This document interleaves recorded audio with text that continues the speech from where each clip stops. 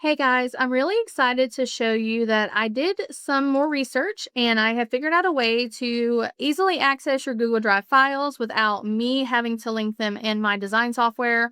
It makes me very nervous to link anything that has to do with people's art because that is your money. And I've been in this space for so long. I have seen so many different websites completely wipe Etsy shops or Google Drives just because I had access. So I would rather not do that. But what you can do, and I have done this already, is you can download for Windows or for Mac, and I will put the link for you guys in the description. So you can install Google Drive, and basically it's just automatically updating, just like I have OneDrive that I use already on my laptop. This is the same aspect of that. It works the same way. Everything's going to sync to the cloud, so you'll actually have it in the web-based one as well. And then you can click open your drive folder, and that will open this. And I already had one open, but this is my lifetime. Let me go back to list. This is my drive. It's got my lifetime drive.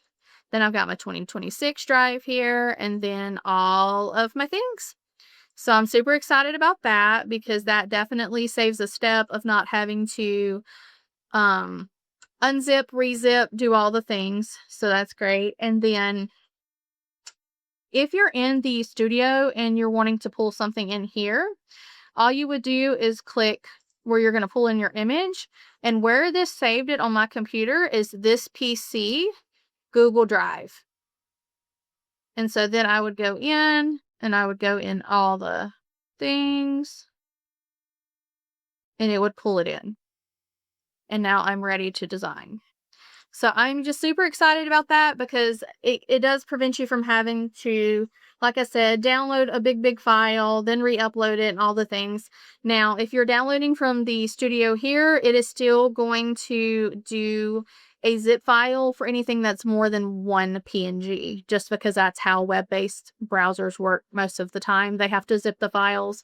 But I am super excited. This is going to save time. So all the things, and I hope you guys loved it.